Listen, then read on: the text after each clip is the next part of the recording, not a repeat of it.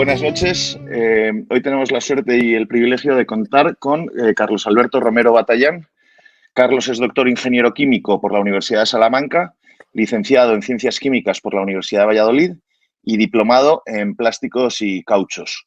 Formó parte de la pericia de explosivos encargada por el juez Bermúdez para la vista oral del juicio del 11 de marzo en la Audiencia Nacional. Buenas noches, Carlos. ¿Cómo estás? Buenas noches, muy bien. Encantado de estar con vosotros y deseando pues transmitir mis vivencias, las que me quedan, porque son muchas, pero ya cada vez se me van olvidando algunos datos, pero bueno, lo importante lo tengo metido dentro de mí y es importante y difícil de olvidar. Efectivamente, yo imagino que hay cosas que no se olvidan. Vaya por delante que muchísimas gracias por venir con nosotros, Carlos. Vamos a intentar hacerlo en un plano cronológico, empezando por el principio. Nos gustaría que nos contaras cómo se os llama y cuándo para participar en esa pericial del 11 de marzo, cómo es el proceso y quién componíais esa pericial. Pues yo personalmente, como recibo una llamada telefónica en donde se me dice que son unos abogados que están con el juez Bermúdez y que habían pensado que actuara como perito del 11M, siendo como soy perito judicial y he actuado en muchos más juicios que el 11M, por supuesto. Entonces yo les dije que yo estaba fuera de Madrid y que dice, bueno, está fuera de Madrid, pero ¿qué va? Que no hay forma de... Digo, no, yo estoy preparando ahora las maletas para irme para Madrid. Ah, ¿está usted preparando? Pues no le importa, por favor, que vayamos a tomarle juramento o promesa de su cargo. Hombre, pero sé que primero que lo piense, ¿no? Digo, bueno, no sé, déjenmelo pensar, ¿esto qué va a estar? Porque yo estaba haciendo mi tesis doctoral y, lógicamente, yo no tenía mucho tiempo. Él me dijo, bueno, pues no se preocupe, que le dejamos ir a Salamanca a hacer su tesis y no va a haber ningún problema. Digo, bueno, si es así y no va a ser mucho tiempo, luego fueron 3 meses y medio, pues yo me voy. Y entonces yo al día siguiente, dice, porque además ya han jurado el cargo sus otros 3 compañeros, porque van a ser 4 peritos independientes elegidos por el juez Bermúdez y 2 de la Policía Científica y 2 de la Guardia Civil. Digo, vale, pues entonces, muy bien. Llegué allí a Canillas y allí, pues, en un despacho, pues firmé mi juramento y empezamos la pericia. La pericia estaba compuesta por 8 peritos de reconocido prestigio. Pues estaba Antonio Iglesias, estaba Jesús, que era un catedrático de la Universidad de Alcalá de Henares, estaba Gabriel, que era el padre de una de las víctimas, y estaba yo como peritos independientes. Luego había 2 peritos de la policía, uno de ellos actuaba de director de pericia y 2 de la Guardia Civil. El director de pericia se llamaba Alfonso, no puedo decir más, pues no quiero decir los apellidos, y empezamos nos reunimos los 8 en una habitación y marcamos un poco las pautas que íbamos a seguir para analizar las muestras que tenía el juez instructor que habían llegado y venían del juzgado y que estaba en ese momento, las muestras estaban en una sala adjunta, filmadas por cámaras de televisión. Quiero decir que se nos avisó de que todas las intervenciones, incluso todas las discusiones periciales, iban a ser filmadas y estaban conectadas directamente con la Audiencia Nacional. Por tanto, me figuro, el juez Bermúdez como sus subordinados estaban escuchando y todo lo que se estaba transmitiendo y viviendo en Canillas, que por cierto es un laboratorio de primerísima línea. Estamos, como españoles, tenemos que estar orgullosos del laboratorio que tiene la Policía Científica y tenemos que estar orgullosos también de la Guardia Civil, que tiene también un muy buen laboratorio. Luego hablaremos también un poquito de esa grabación, porque esa grabación es fundamental. Hablaremos después, más adelante de ella. Pero nosotros, cuando ya empezáis, o sea, ¿qué os dicen? Sí, no, entonces, decir, ¿qué os dicen cuando os mandan la pericia? ¿Por qué se encarga esa pericia?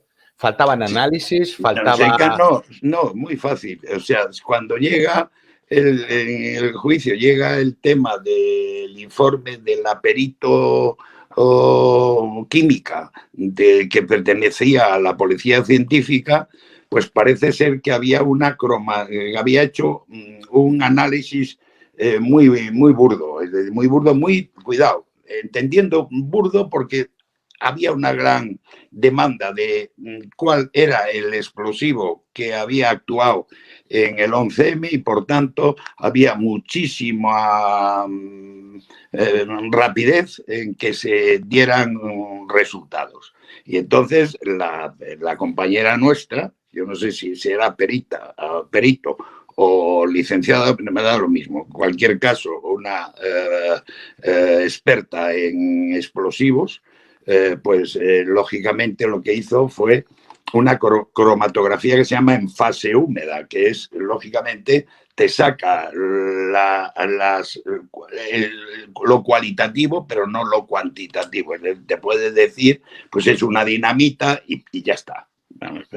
Pero podríamos decir entonces que la inmediatez con la que querían hacer esos análisis les hace realizarlos en un laboratorio que no lo has contado, pero bueno, el laboratorio de TEDAS es bastante más precario que el laboratorio de Policía Científica, y que luego esa inmediatez que se quiere lo que provoca es que no se pueda llegar a la marca del explosivo por esa escasez de medios. Porque si lo hubiera hecho concretamente con las aguas del lavado, si hubiera hecho un HPLC, que es cromatografía en fase líquida, hubieran salido perfectamente los componentes que intervienen en esa dinamita que explosionó o ese explosivo. Aparecen los componentes, se puede determinar si es goma 2 seco, si es citadín, si es cualquier otro componente de otro tipo de dinamita. Y eso no se hizo, pero yo no sé si fue por descuido, porque eso yo como no lo viví no puedo opinar. Lo que sí opino es que nosotros, ahora también lo diré un poco más adelante, cuando llega el caso de que tenemos 17 muestras explosionadas, pedimos las aguas de lavado, de las cuales la químico había tenido que conservar, como cuando uno hace unos análisis, conserva, por si se quiere hacer un análisis contradictorio, conserva un trozo de muestra, un poco de muestra, para ver si realmente lo que él o ella saca, pues lógicamente coincide con el segundo análisis que se pueda hacer otro profesional. Y por tanto se guardan, siempre se guarda las aguas de lavado en este caso, porque era una cromatografía en fase húmeda y por tanto se tenía que haber guardado. También por resumir un poco y por explicar un poco, el tema de las aguas de lavado lleva mucha confusión, porque cuando se dice que les entregaron unas pruebas lavadas, se puede pensar la gente que intencionalmente se lavan las muestras para que luego,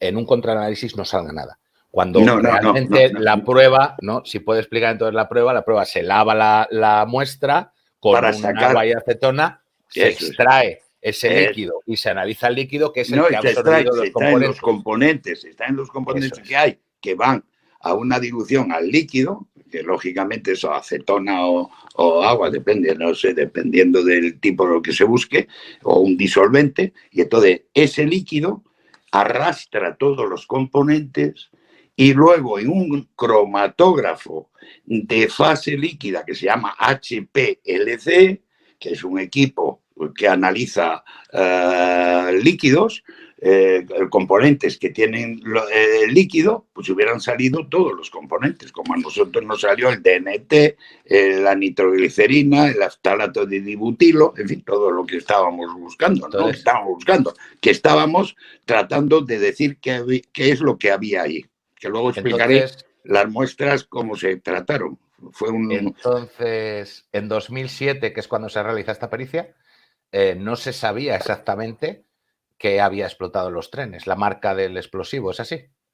Exactamente, no. Ellos decían que era goma 2 eco porque había de las 17 muestras explosionadas, luego había muestras no explosionadas que, según se nos dijo, aparecieron en otras revisiones, en la Cangú, en otros sitios, y eso ya era muestra que aparecía, que estaba marcada como goma 2 eco. Es decir, totalmente. Es decir, estaba identificada la muestra no explosionada, pero lógicamente lo que daba lo realmente explosionado, pues era otra cosa totalmente distinta.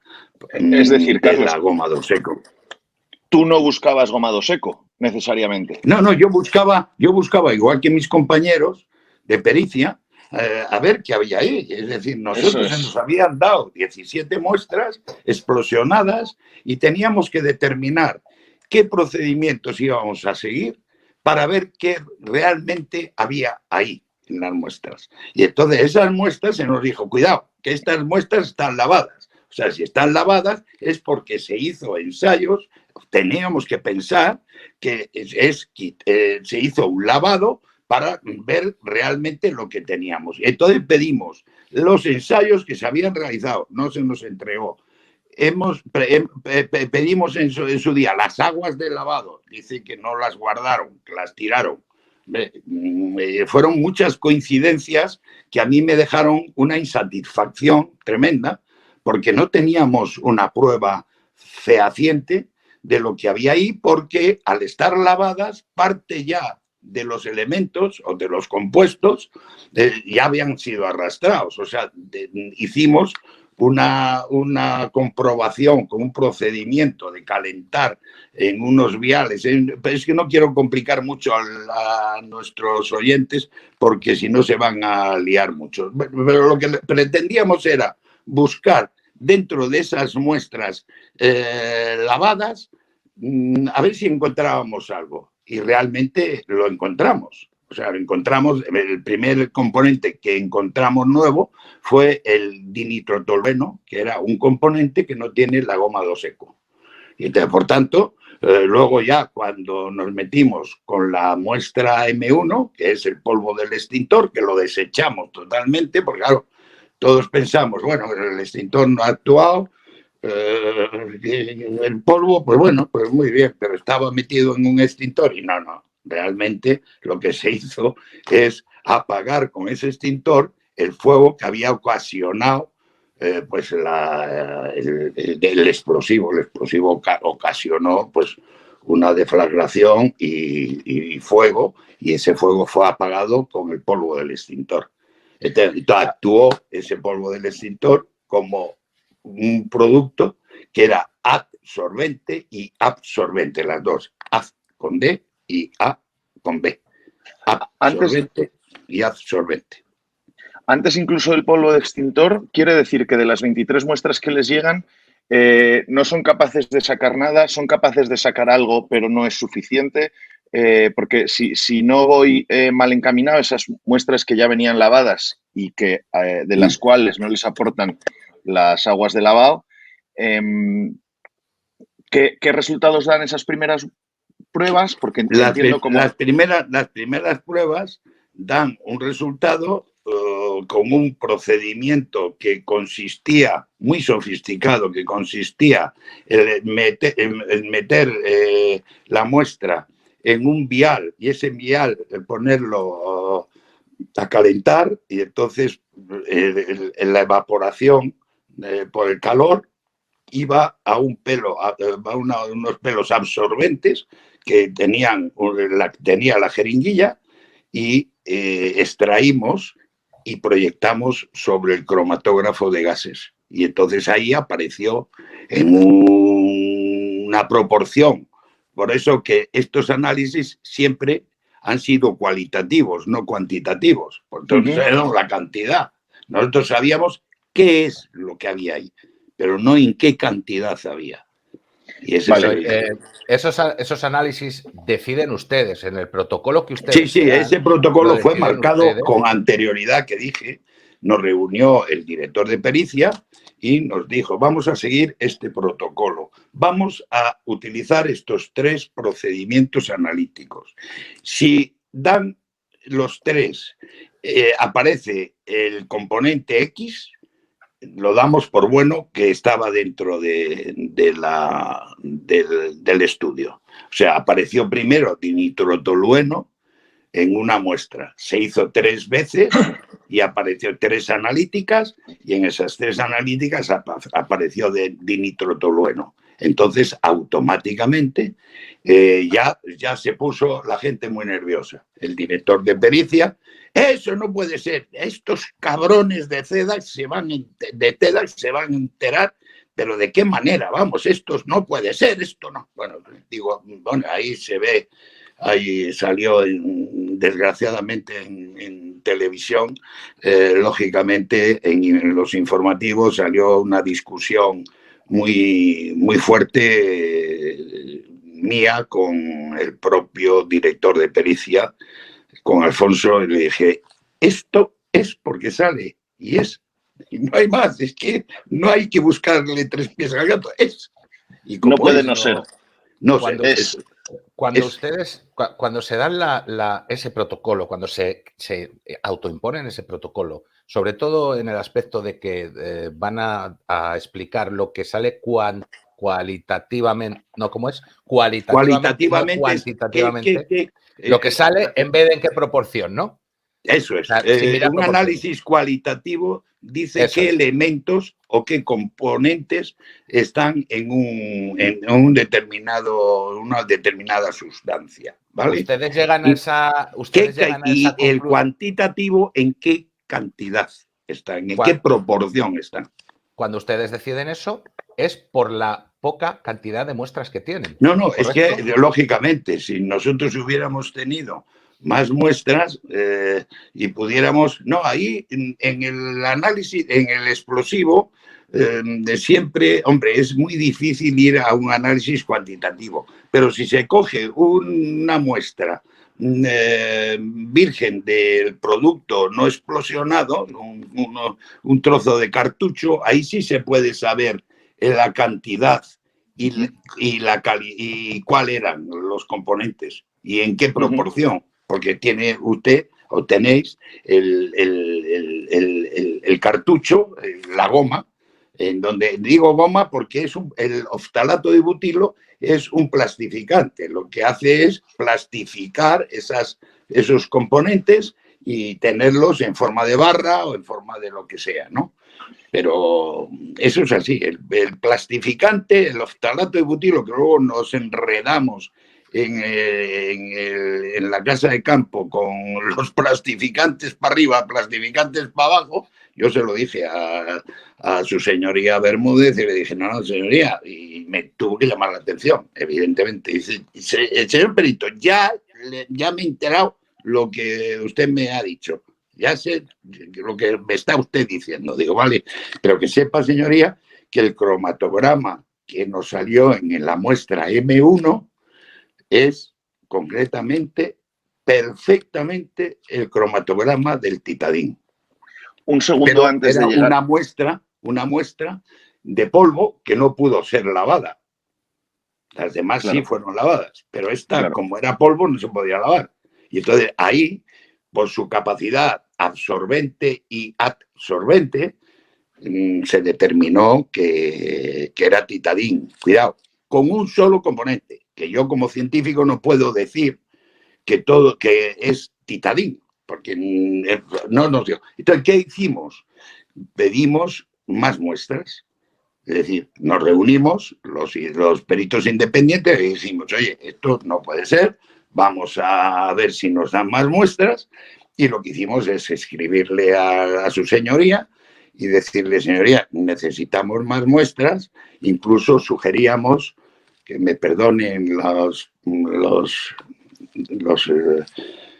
yo rezo por todas las víctimas, diariamente, pero que me perdonen que nosotros quisimos incluso exhumar algún cadáver para ver, de coger muestras de, de chaqueta, de alguna prenda que nos permitiera pues hacer profundizar más, y nos dijo que no, que de eso nada. Y Fue el juez luego Bermúdez quien les dijo. yo pregunté, a ver, pues entonces en más vagones que estén ahí, que ha explosionado en 4 sitios, pues oiga, llévenos. Dice, no, es que no hay, es que los vagones, me dice el director de pericia, sobre todo cuando me cabreé como una mona, que me dijo, dice, no, esos han sido fundidos en un alto horno de Vizcaya. Y luego, claro, luego pasan los años y te enteras que uno de ellos estaba guardado en un sitio. Para mí, no sé, no me gustó, la verdad. Después de las 23 muestras, que no tienen casi nada, dan con la prueba M1, dan con la prueba del polvo del extintor. Del extintor.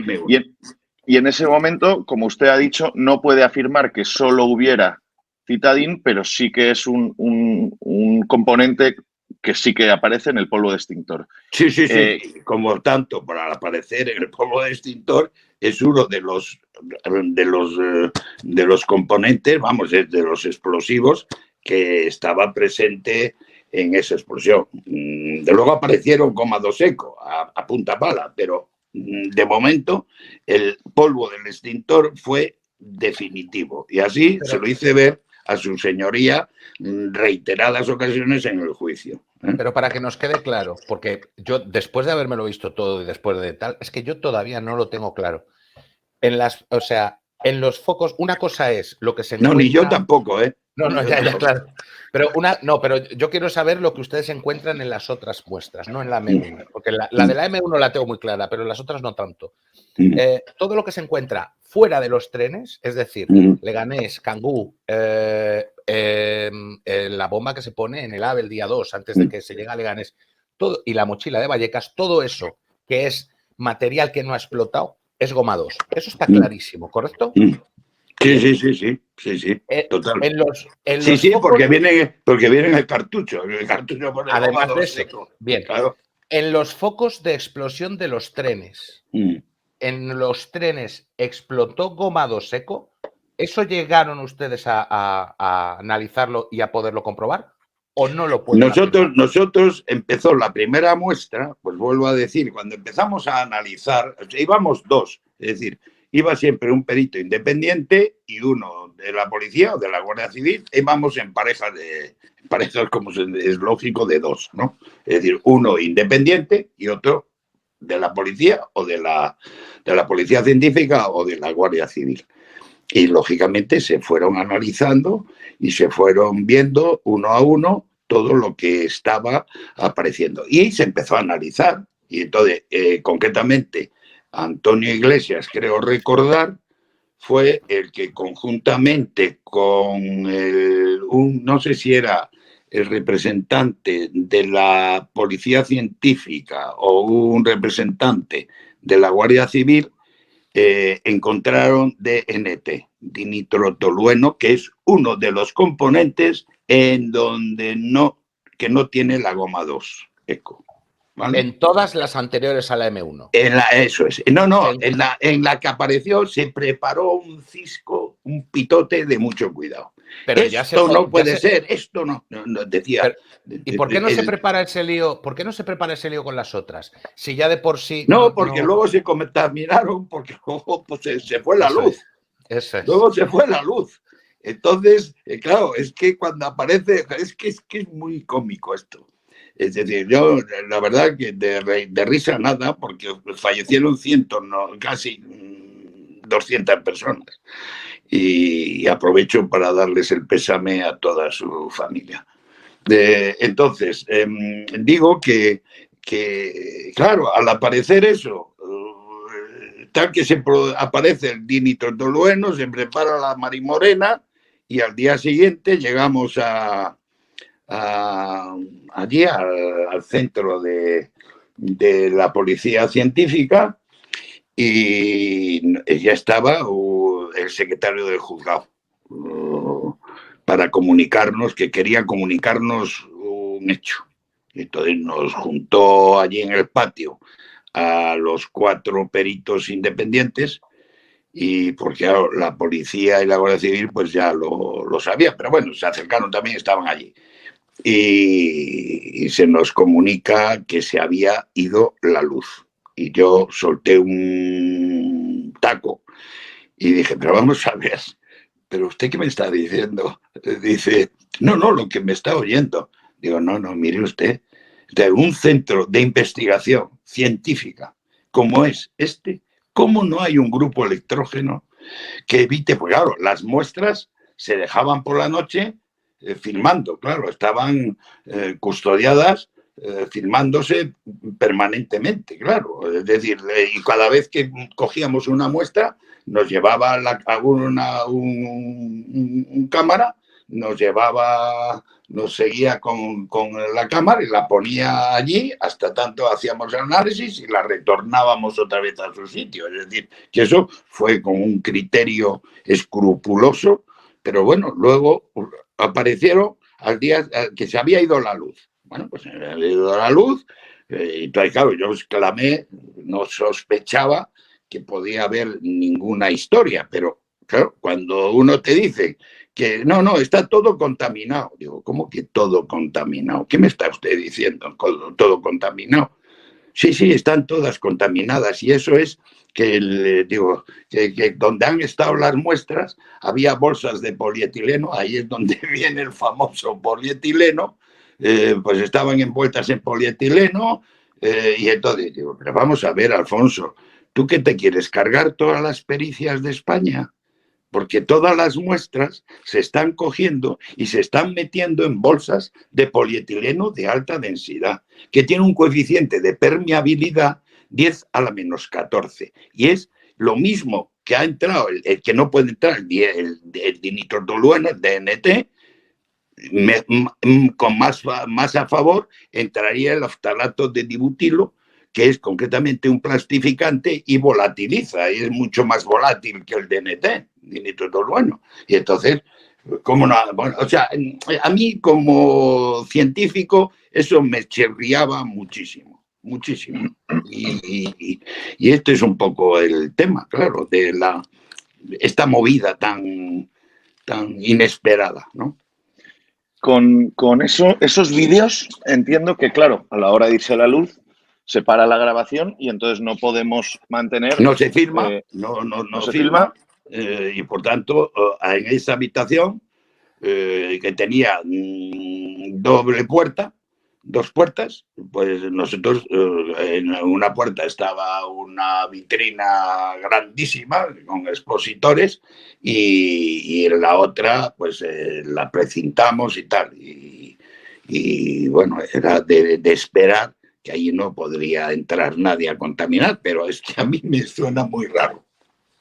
Aún así, claro, se dice que se han contaminado, entonces como que no valieran esas, y es cuando llegamos ya a la famosísima prueba M1, que es ese polvo de extintor. En un principio no le dan mucha importancia porque son un par de gramos, ¿no? ¿Verdad? No, lo desechamos los 8. Es decir, oye, estaba el polvo metido en el extintor y bueno, pues eso no tiene nada, ¿va? Pues fuera. Y Pero al entonces yo, final, estando una mañana muy ocioso, pues la verdad que yo soy muy activo, y le dije a Carlos, al perito, uno de los peritos de la Guardia Civil, oye, ¿por qué no analizamos la M1 y así pues nos entretenemos un poco? Estamos aquí ociosos, no hacemos nada, vamos a analizar. Dice, no, menos Carlos, sí, vamos a analizar, si eso no tiene nada, no hay problema. Digo, bueno, mira, como yo estoy haciendo mi tesis doctoral en Salamanca, lo que voy a hacer en la Universidad de Salamanca es prepararla yo y la pincho yo, la pinchamos los dos, vamos. Preparo la muestra y, oh, sorpresa, que al pincharla y prepararla y pincharla,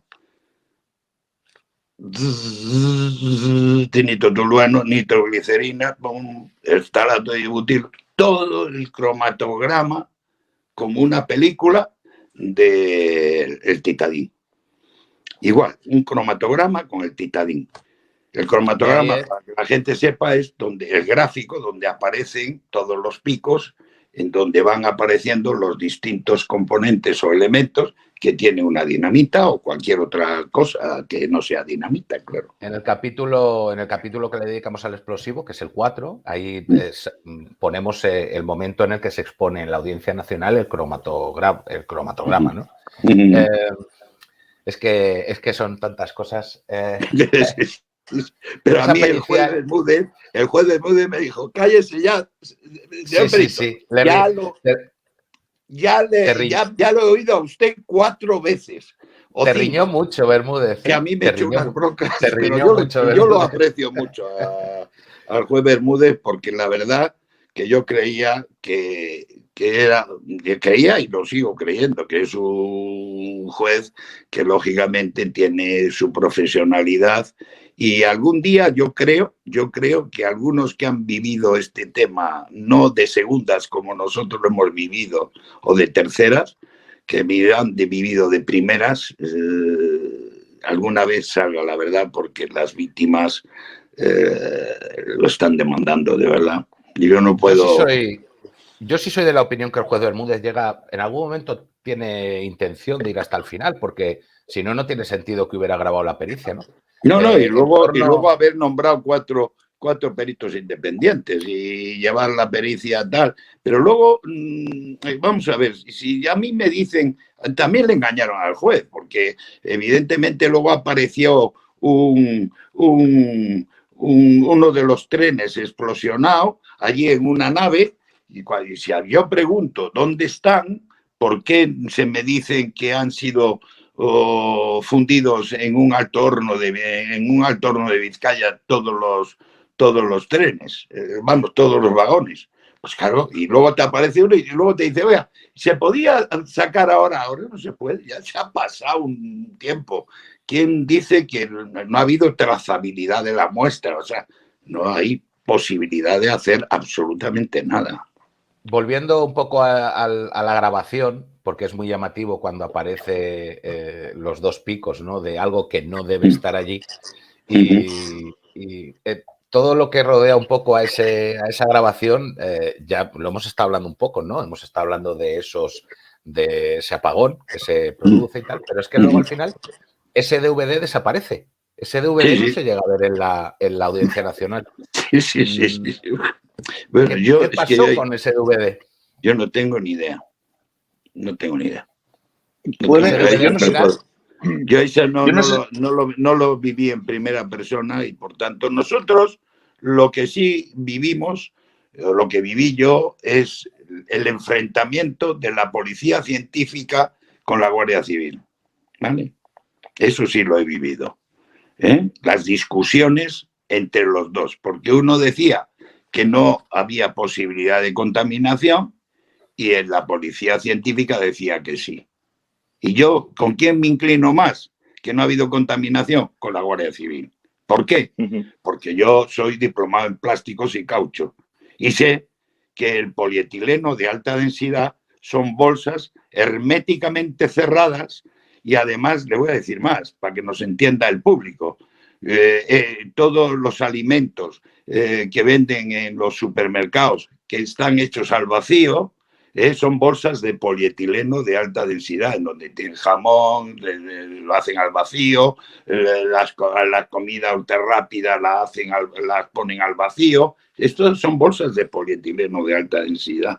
Y si se hace el vacío y no sale el aire, ya me dirá, no entra el aire, ¿cómo va a entrar un componente, un explosivo? ¿Me lo quieres decir? Pues imposible. Yo, sin ánimo de que consideres la pregunta capciosa, porque no lo es, en función de tu experiencia como perito en otros juicios y en otras causas, ¿te has visto inmiscuido en un proceso judicial tan absolutamente desastroso y si no quieres, no utilizo desastroso, tan raro como este? Nunca, jamás. Para mí es el mayor fracaso que yo he tenido profesionalmente. Y estoy pensando en las víctimas, o sea, no en este momento. O sea, me siento muy mal. Yo me siento francamente mal de no haber llegado a la verdad. Porque no os dejaron, la verdad hubiera tranquilizado a muchas familias, a muchísimas familias. Y una de ellas, a un compañero nuestro, que se le murió un hijo que estaba también en la pericia, estaba el padre, que era Gabriel. Yo vi sufrir, ya falleció, que Dios lo tenga en su gloria, pero muy mal, muy mal, muy mal, muy mal. Yo no estoy tan de acuerdo con que no se hayan dejado llegar a la verdad. Si allí salió lo que salió, otra cosa es que luego no se quisiera eso reflejar en la sentencia o que alguien decidiera que eso no valía. Pero cuando uno ve el juicio y ve las explicaciones de Carlos, está bastante claro que allí tan claro está que es que en la misma sentencia, sin decirlo lo que explota, se dice que hay 2 cargas explosivas. Sí, no, eso sí que lo puedo afirmar. Eso lo podemos afirmar, entonces. Sí, eso lo puedo afirmar, por lo menos que el titadín estaba. Y el agomado seco también, porque el agomado seco estaba todo contaminado. El titadín no lo nombra. Pero el titadín no lo nombra. Ya, o sea, pero lo que dice exactamente es que en los trenes todo o gran parte de lo utilizado como explosivo es gomado seco. Y ahí abre la puerta a todas las especulaciones que se pueden hacer. Sí, no, claro. Es realmente, no es vuestro análisis, es realmente como Bermúdez. Bueno, yo ahí ya no puedo.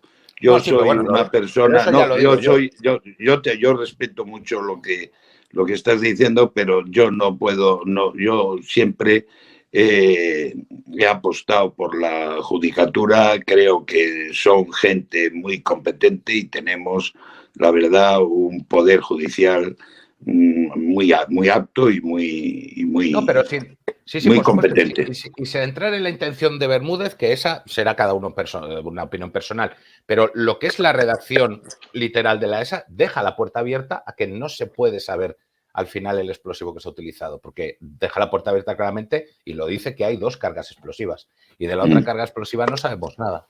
Vosotros llegáis a la conclusión de que es titadín, por lo que encontráis. Yo para mí sí, no, cuidado, es titadín en una muestra. Yo en las otras muestras, claro, al ser lavadas y estar contaminadas, ya no se puede saber. Claro, ese no se puede saber.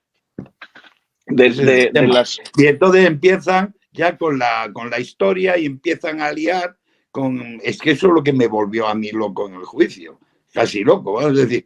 ¿Cómo se puede estar hablando del ftalato de dibutilo que hablaba la Guardia Civil? Y yo muchas veces se lo dije a Carlos, digo, pues Carlos, coño, tú no tienes ni puñetera idea. Estás hablando de un plastificante que no juega ningún papel en la explosión. Lo único que es un aglomerante, un plastificante que plastifica los componentes que hay en una dinamita. Nada más. Lo mismo que las láminas de PVC, polícloro de vinilo, tiene un plastificante que, el PVC es rígido, por el cloruro de vinilo es rígido, el plástico, y lo haces elástico mediante un plastificante. Cuando ese plastificante migra, es cuando lógicamente migra, es decir, que se va porque tiene una gran volatilidad, lógicamente se hace rígido y quebradizo.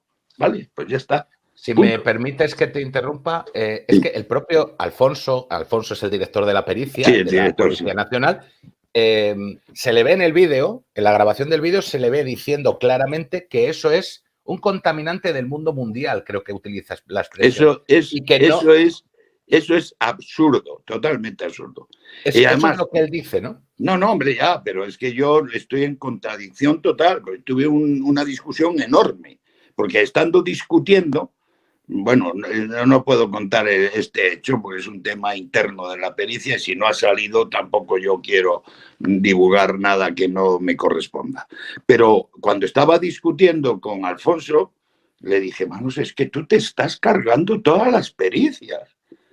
O sea, todas las bolsas de recogida de muestras, es decir, incluso cuando estamos en la pericia nuestra, explosiona la Terminal 4 de Barajas y se llena todo el laboratorio de muestras y había muestras hasta en las escaleras. Y en cambio, muestra explosionada. Y nosotros pedíamos, no 23, yo creía que eran 17, pero bueno, eran 23, sí, muy poco, comparado con lo que realmente teníamos, porque teníamos asientos de tren que había captado, fíjate lo que puede captar una goma espuma en una explosión, pues todo. O sea, que se han dejado. Es que te dices, coño, ¿y esto por qué? ¿Pero por qué no se han cogido más muestras? ¿Por qué luego se funden los trenes? ¿Por qué luego pedimos más muestras y no se nos da? Porque dice que no. Y hay un vagón que aparece después de terminada la pericia, a los 2 años, aparece tal. Me dice, oye, le digo, eso ya ha corrido página y ya ha pasado. Y ahora, pues yo no tuve la oportunidad de explicar todas mis vivencias y yo creo que con esta intervención me quedo un poquito más tranquilo. Me alegro por eso. Carlos, para cerrar, si te parece bien, las últimas 2 preguntas del cierre. Bueno, te iba a preguntar, la verdad es que te iba a preguntar justo hace 15 segundos, que si bajo tu experiencia, esto bueno, el tema de las pruebas, ¿no? Pero ya has dejado claro que no te explicas cómo no os dieron más pruebas, o sea que eso lo voy a omitir porque ya lo has dejado tú clarísimo. Después de 18 años, Carlos, después de todo lo visto, lo vivido, tú que has tenido también el privilegio, por lo menos, de haberlo podido vivir cerca y de haber luchado para que se supiera la verdad sobre esto, ¿tú tienes claro o crees poder decir qué es lo que ocurrió el 11 de marzo? No tengo claro, yo no puedo. Yo lo único que yo creo y espero que si me está visionando alguien que lo vivió de primera línea, en primera línea, es decir, ¿por qué no se cogieron más muestras? ¿Por qué se fundieron los trenes? ¿Por qué no nada más que existió? ¿Por qué se lavaron las muestras? ¿Por qué no se conservaron las aguas de lavado? O sea, un sinfín de preguntas que me han quedado sin contestación. ¿Por qué no se nos autorizó a coger más muestras de sitios que eran ya irrefutables, pidiéndole autorización a los familiares de las víctimas y haber cogido unas muestras de hermanos que nos abandonaron en ese momento? ¿Qué quieres que te diga? ¿Qué queréis que os diga? Pues tengo tantas preguntas por hacerme. Última pregunta. Tanto el fracaso que yo me siento fracasado y no haber llegado a la verdad. ¿Crees que algún día se sabrá, Carlos?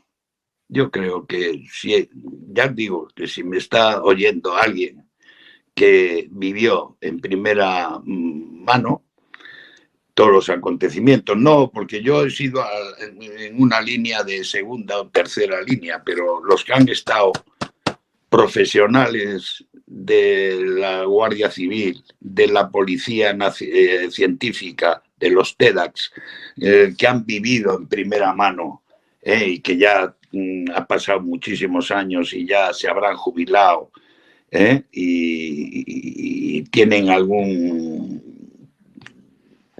que puedan hacerlo. Yo, si hubiera vivido en primera mano y vivo una mentira, lo que sí que hubiera hecho es escribirla antes de fallecer. Pero la verdad que me han quedado muchas dudas, la verdad.